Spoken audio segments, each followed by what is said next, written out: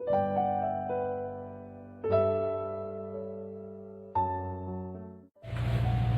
sahabat hidup untuk bersaksi. Perkenalkan, nama saya Urfi. Saya berasal dari Kupang, Nusa Tenggara Timur. Dan sekarang saya sementara bekerja di Surabaya. Saya berterima kasih karena saya diberikan kesempatan untuk bersaksi kepada teman-teman tentang kemurahan Tuhan, tentang kebaikan Tuhan dalam hidup saya. Jadi teman-teman, saya dulu adalah orang sangat berdosa. Bahkan saya sudah mengenal seks semenjak saya masih kecil. Bayangkan, saya masih kecil saja sudah tahu, sudah melakukan seksual. Terus waktu saya sekolah SD pun, di sekolah itu saya hampir tiap hari berantem. Terus masuk SD, masuk ke SMP, sampai SMP kelas 2. Karena saya sering tidak ke sekolah, sering bolos, akhirnya saya tidak naik kelas, dan saya memutuskan untuk berhenti sekolah. Jadi saya cuma sekolah sampai SMP kelas 2 saja. Jadi teman-teman, saya adalah orang yang sangat masa lalu saya sangat kelam. Saya sangat berdosa. Begitu banyak dosa yang mengikat hidup saya dan menarik hidup saya jauh dari kehendak Tuhan. Tapi teman-teman, saya bersyukur bahwa saya memiliki Tuhan. Kita memiliki Tuhan yang sangat mengasihi kita. Tuhan yang bukan hanya memberikan kita kesempatan kedua, tapi Tuhan yang senantiasa memberi kita kesempatan untuk merubah kehidupan kita. Apapun keadaan kamu teman-teman, seburuk apapun kamu saat ini kamu lagi mendengarkan kesaksian saya, artinya kamu masih hidup saat ini.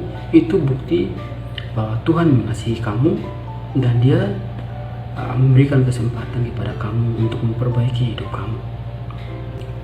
Dia senantiasa menanti kamu, membuka pintu hati kamu, dan Dia masuk untuk memperbaharui, untuk merubah hidup kamu. Kenapa? Mukjizat Tuhan Yesus yang pertama, air berubah menjadi anggur. Tuhan mau menunjukkan bahwa Dia bisa mengubah sifat alami air menjadi sifat alami anggur. Artinya, Dia bisa mengubah hidup kamu yang jahat, hidup kamu yang buruk, menjadi kehidupan yang baru ketika kamu percaya kepada Dia. Teman-teman, mungkin saat ini saya bersaksi, saya dengan keadaan seperti ini. Kenapa saya harus memakai anting-anting? Kenapa saya tidak memakai jaket atau apa biar menutup tato saya?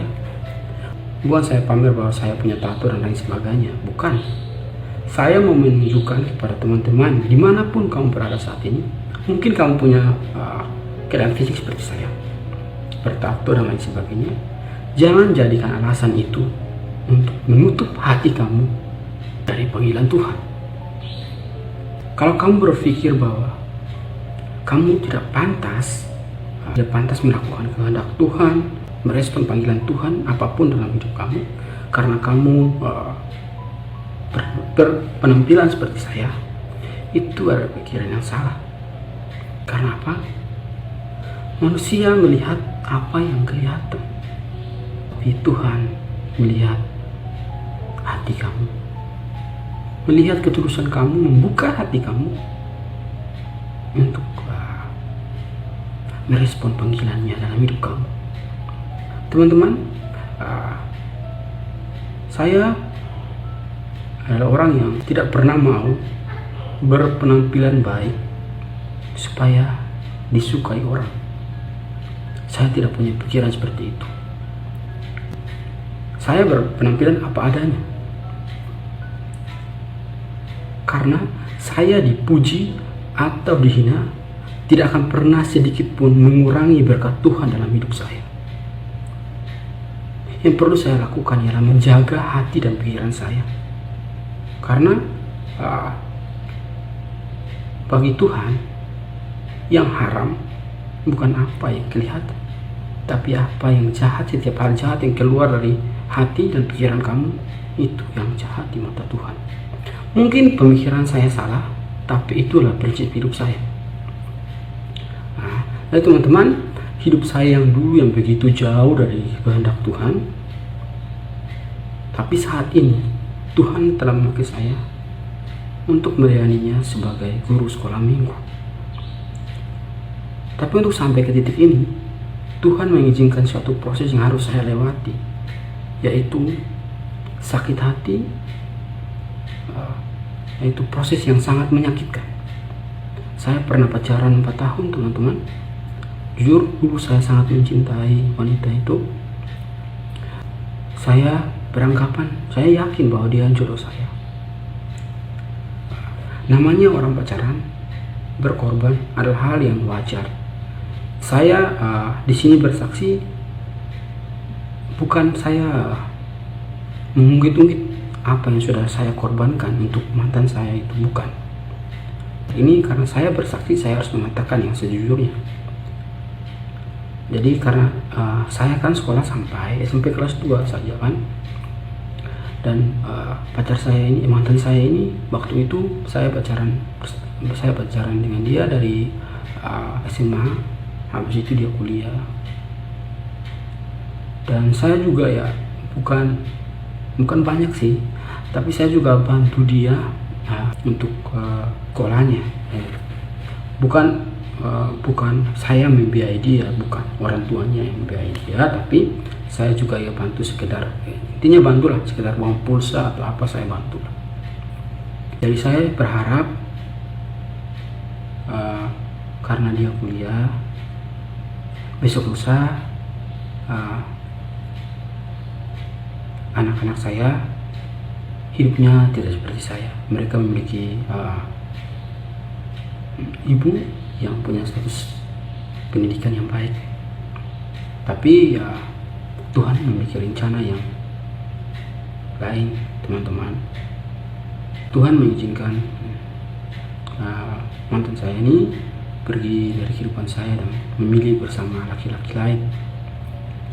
Jujur teman-teman, sampai saat ini saya tidak pernah membenci dia. Saya bersyukur dia pernah ada dalam hidup saya. Dia juga pernah membuat saya bahagia, dan dari dia juga Tuhan merubah hidup saya. Dan mungkin saat ini dia mendengarkan video ini, saya berharap Tuhan Yesus senantiasa memberkati kehidupan dia dimanapun dia berada. Nah teman-teman, dari proses yang sangat menyakitkan, Tuhan merubah hidup saya. Awalnya saya menyalahkan Tuhan, bahwa Tuhan jahat, Tuhan tidak adil. Teman-teman bayangkan, saya mengabaikan setiap kebaikan Tuhan yang ada dalam hidup saya, dan mengatakan Tuhan tidak adil, Tuhan jahat, karena satu masalah yang saya hadapi. Saya masih bisa bernafas, itu kemurahan Tuhan. Saya masih diberikan kesempatan untuk bekerja, masih diberikan kesehatan, itu adalah kebaikan Tuhan. Tapi saya melupakan itu teman-teman, dan mengatakan Tuhan jahat. Dan saya yakin setiap kita pasti pernah berpikir seperti itu. Kita seringkali melupakan begitu banyak kebaikan Tuhan dalam hidup kita demi satu masalah yang kita hadapi. Kalau kita bahagia, kita melupakan Tuhan. Kalau kita mendapatkan masalah, kita menyalahkan Tuhan. Seolah-olah Tuhan gak pernah ada baiknya dalam hidup kita. Itulah kita manusia. Itulah saya yang dulu. Tapi teman-teman, melalui proses yang begitu menyakitkan, Tuhan merubah hidup saya Tuhan memakai saya untuk melayaninya sebagai guru sekolah minggu. Untuk menjadi guru sekolah minggu itu bukan hal yang mudah, hal yang mudah bagi saya. Kalau bagi Tuhan tidak ada yang mustahil. Bukan mudah karena saya pengetahuan saya tentang Alkitab tidak memungkinkan saya untuk bisa mengajar anak-anak. Tapi puji Tuhan, saya dipertemukan dengan teman-teman pelayanan yang sangat baik. Saya mendapat banyak pelajaran dari mereka, dan mereka mendukung saya untuk terus bertumbuh di dalam pengetahuan tentang kebenaran firman Tuhan, dan saya diberi kesempatan untuk bersama mereka melayani Tuhan sebagai guru sekolah minggu. Teman-teman, setelah saya menjadi guru sekolah minggu, saya berhasil meninggalkan dosa saya. Saya sampai saat ini, teman-teman, saya sudah tidak merokok lagi, sudah tidak mabuk-mabukan lagi. 2 tahun yang lalu, setelah saya dipanggil Tuhan untuk melayaninya sebagai guru sekolah minggu, saya pernah jatuh ke dalam dosa, yaitu dosa seksual. Dosa ini membuat saya berniat untuk berhenti melayani Tuhan, karena saya rasa saya tidak pantas lagi untuk melayani Tuhan. Saya adalah manusia munafik. Kenapa? Karena saya di depan mengatakan tentang kebenaran firman Tuhan, tapi di belakang saya bertentangan dengan apa yang Tuhan kehendaki. Karena hal itulah saya berniat untuk berhenti dari sekolah minggu. Tapi Tuhan Yesus sangat baik. Dia tetap mau memakai saya dengan caranya. Dia memberikan saya kekuatan untuk melewati dan mengalahkan dosa itu. Dan sampai saat ini, teman-teman, saya sudah berhasil mengalahkan dosa seksual itu. Saya setelah mengalahkan dosa itu, saya terus dipertemukan dengan hal-hal yang membuat saya untuk jatuh lagi ke dosa itu. Tapi puji Tuhan, saya senantiasa diberikan kekuatan oleh Tuhan untuk melewati hal-hal itu. Percayalah, iblis selalu mempunyai cara untuk menarik kamu untuk jatuh ke lubang yang pernah kamu masuki, yang pernah kamu lalui. Tapi kuasa Tuhan akan senantiasa bersama kamu dan menguatkan kamu sehingga kamu dapat mengalahkan setiap godaan itu. Teman-teman,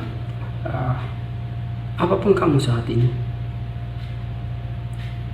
jangan pernah merasa kamu tidak layak dipakai Tuhan. Mungkin kamu tidak tamat sekolah, mungkin kamu tidak tahu membaca, tapi percayalah, kalau kamu mau, Tuhan bisa memakai kamu. Murid Tuhan Yesus bukan murid-murid yang orang-orang pintar, orang-orang hebat. Mereka adalah orang-orang yang mau mendengarkan panggilan Tuhan sehingga mereka dipakai Tuhan. Begini teman-teman, kita seringkali beranggapan bahwa kita adalah manusia yang biasa, sehingga kita akan mudah untuk jatuh dalam dosa, dan dengan alasan kita manusia biasa, kita seringkali melakukan kesalahan dan dosa. Saat ini saya mengatakan kepada teman-teman, memang kita adalah manusia yang biasa, tapi kita akan menjadi manusia yang luar biasa ketika kita mau melakukan kebenaran firman Tuhan dalam hidup kita. Itu yang perlu saya ingatkan kepada teman-teman. Jangan jadikan alasan bahwa kita manusia biasa sehingga kita dengan seenaknya melakukan dosa. Bukan, itu pemikiran yang salah. Teman-teman, mungkin itu yang bisa saya sampaikan. Inti dari kesaksian saya ialah Tuhan selalu mempunyai cara untuk merubah hidup kita. Tuhan mengizinkan suatu hal yang sangat menyakitkan dalam hidup saya, sampai saya mengatakan Tuhan jahat dan lain sebagainya. Ternyata dari hal yang menyakitkan itu Tuhan merubah hidup saya. Apapun situasi yang saat ini sedang teman-teman hadapi, percayalah, di balik keadaan itu, di balik cobaan itu, Tuhan memiliki suatu rencana yang indah bagi teman-teman semua. Itu saja yang biasa saya sampaikan. Kiranya kesaksian saya ini bisa menjadi berkat bagi setiap teman-teman yang mendengarkan. Terima kasih. Tuhan Yesus Kristus Allah kita memberkati. Amin.